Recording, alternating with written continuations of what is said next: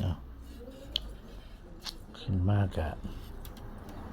ตอกกะเหลือบ่ยาวปานใดบ่รู้ว่า มันสิเข้าได้สำใดมันสิถึงบ่หรือมันสิได้ต่อตอก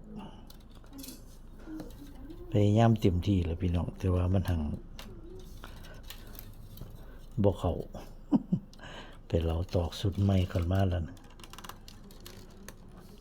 เราตอกสุดใหม่เข้ามาใส่แข็งกว่าเก่า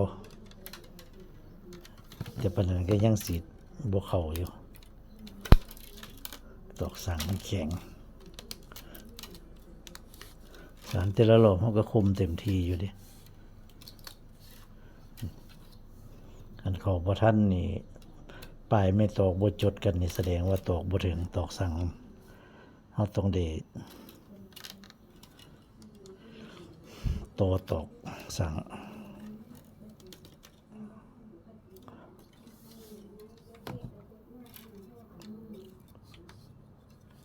สารไปอีกเหมือนกัน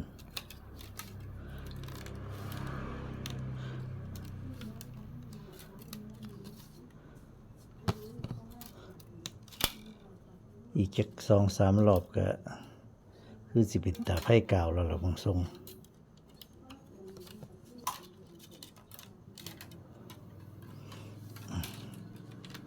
ตอกสั่งมันตอกบ่คากัน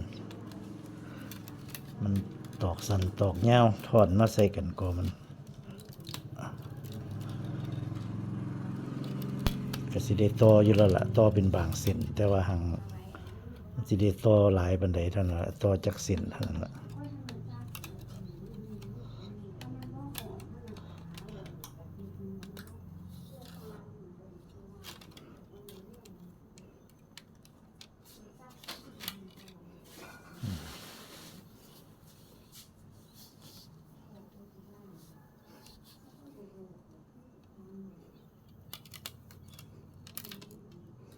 สารขึ้นมาได้ขนาดนี้แล้วตั้งใส่ขาก็บ่อยากอยู่ด้วยเพิ่น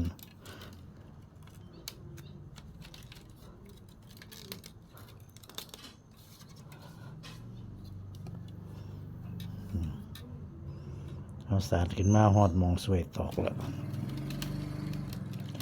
นี่แหละเป็นหยังค่อยสวยตอกสาเหตุมันเฮามาสวยตอกทางปลายไว้นี่เพื่อหยังเวลาเฮาสารขึ้นมาสูงๆมันก็สิเป็นสิล่ะคันเฮาเส้นใหญ่คือทั้งลุมนี่เวลาเฮาหัดเข้ามันสิบ่เข้ามันตอกมันสิทีมันสิบ่นั่นมันสิบ่หัดเข้าบ่ได้เอาก็เลยเพิ่นก็เลยพาสวยตอกทั้งปลายไว้เพราะว่าขึ้นมาทั้งปลายขึ้นมาหาคอมันนี่มันต้องห้อมเขาเด้ของมันก็ต้องหุบเขาเวลามันหุบเขานี่มันต้องอาศัยตอกต้องเส้นน้อยตอกสั่งมันตอกสั่งมันบ่เส้นน้อยนี่มันสิบ่เข้าเลย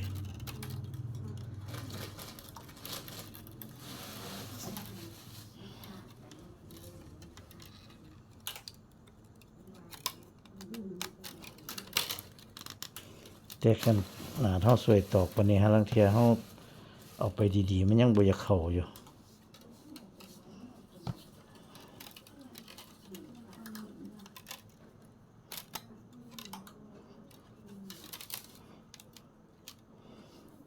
ตอกซุ่มที่นั่นนี่มันนี่มันสั่นเอาเริ่มได้ต่อละก็มีหลายเส้นอยู่พี่น้องต้องได้ต่อหลายเส้นอยู่สารมึงจักรอบ2 รอบมันสิหาตอกมาต่ออยู่บ่ต่อบ่ถึงแน่นอน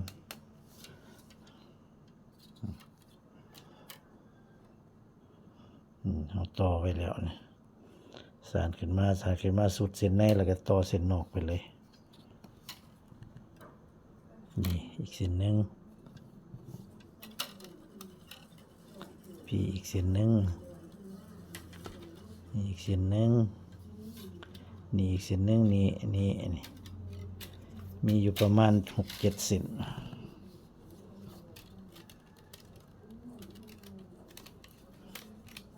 นี่ มันบ่ถึงเราก็เอาต ตอกสั่งตอกติวนี่แหละเสียบรองลงมาพี่ละเสียบรองลงมาพี่แล้วก็สารติดกันขึ้นไปเลยมันก็สิเฮ็ดให้แน่น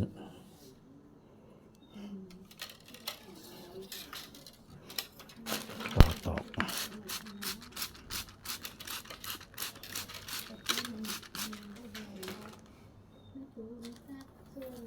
ของน้อยนี่มันออกคัก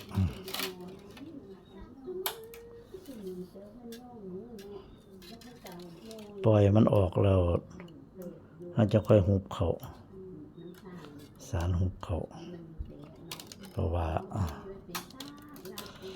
ต้องการให้มันของมันบิ่งทั้งกลาง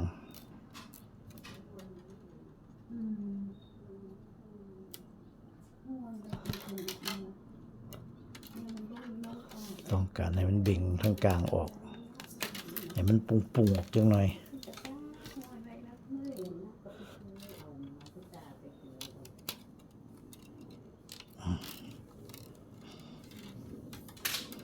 สารไปกระจัดไปน้ำตอกสั่งก็ได้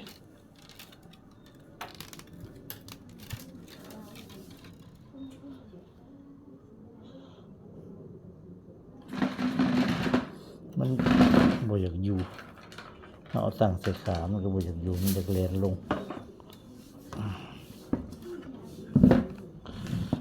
ลองเอาเก้าอี้มาตั้งลองเบิ่ง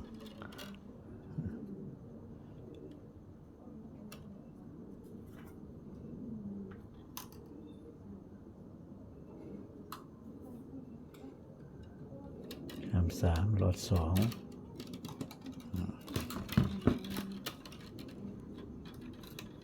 หลอด 2มาเป็นเส้นกลาง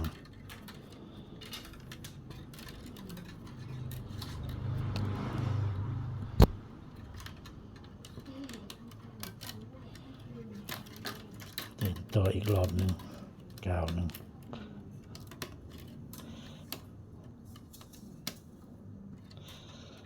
ก้าวพื้นมาเด่นเสร็จหลัง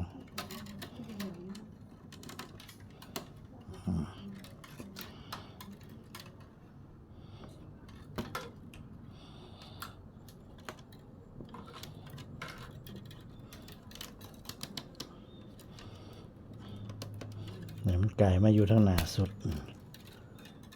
ไก่มาเป็นทั้งหน้าสุดแล้วเขาจึงค่อยปล่อยไปแล้วก็ก้าวขึ้นมาเด่นเสร็จหลัง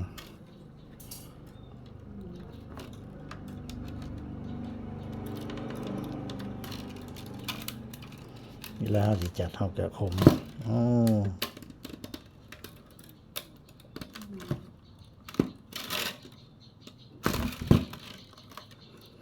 เนี่ยมันบ่อยากอยู่ให้มันเป็นลักษณะนี้แล้วนะขึ้นมาขนาดเอาตั้งใส่ขากับบ่อยู่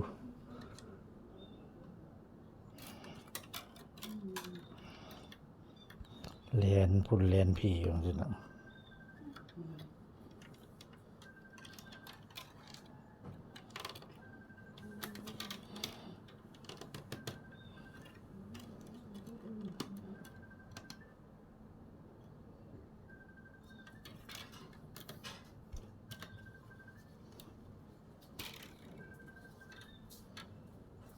ตัวตอก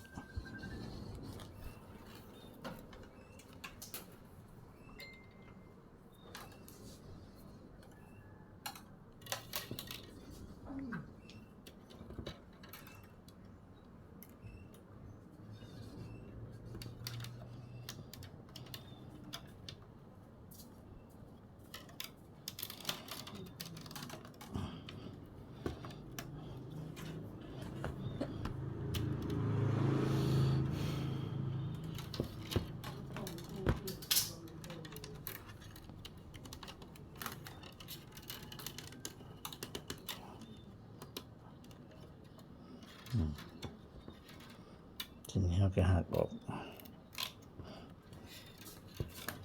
เราจะมาเดินเส้นหลังใหม่อีก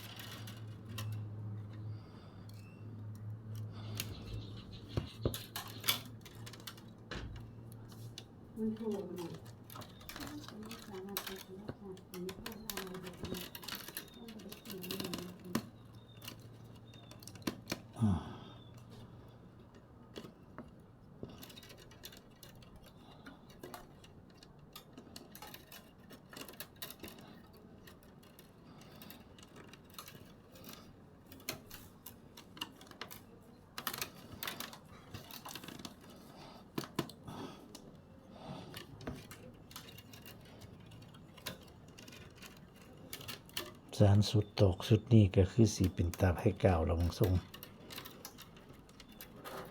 ไผ่กาวก็ใส่3 เส้น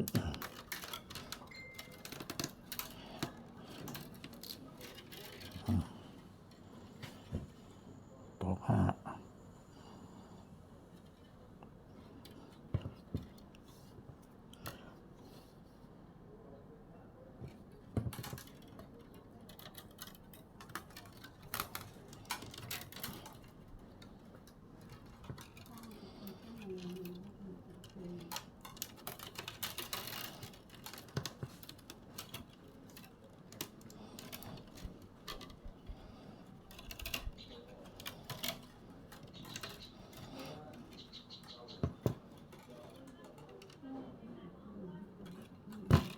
บางเทีก็ตาลายเดิ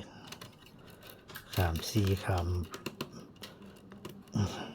ไปก็มีเดิโหลด3ไปก็มีสารไปบ่ถือก็ได้กลับขึ้นมาสอกหาหมองผิดคือเก่า นี่มาแก้ออก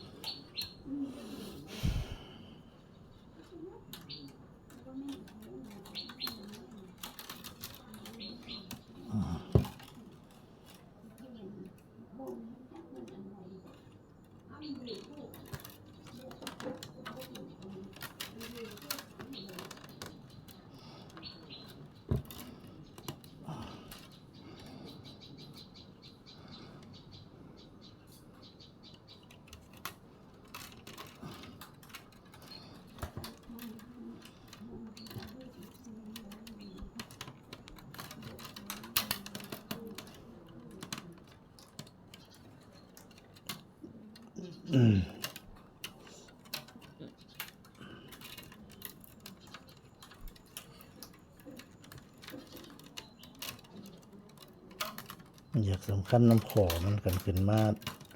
ส่วงเฮาหัดเขาตอนเฮานั่นจ่อๆมันสิขอมันนี่มันสิอยากหัก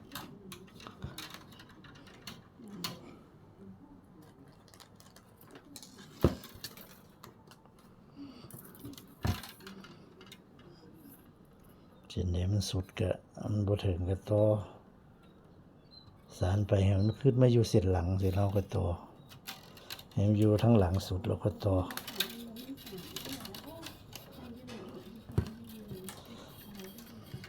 ถ้ามันไปสุดกับใส่เราไปต่อกับหันต่อทั้งหน้าหันบ่เป็นท่า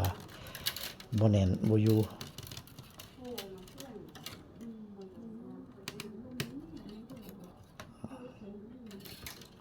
จะหักออก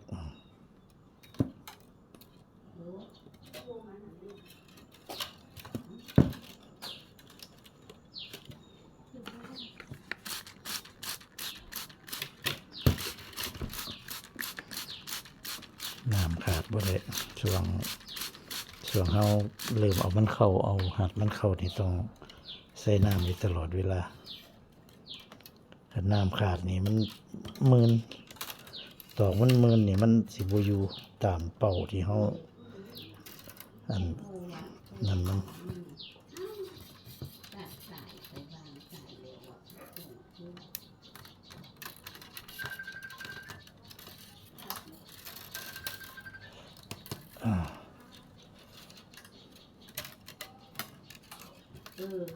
โทรมาหาโทรมาเนี่ยสำหรับคลิปนี้ก็เอาให้พี่น้องได้เบิ่งตอนนี้ละตอนหัดออมเขาออมคองเขาให้มันเป็น ตาสารไผ่เก่าออมเข้ามาให้มันได้ทรงมันนะของในนี้มันเบ่งดีขนาดให้มันได้ทรงมันเนี่ยก็มาสารไผ่เก่าขึ้นมาจากไผ่เก่าขึ้นมาจาก2-3 นิ้วนี่ก็เริ่มได้เอาคอสำหรับที่นี้ก็ขอจบไปเพียงแค่นี้ก็สวัสดีครับ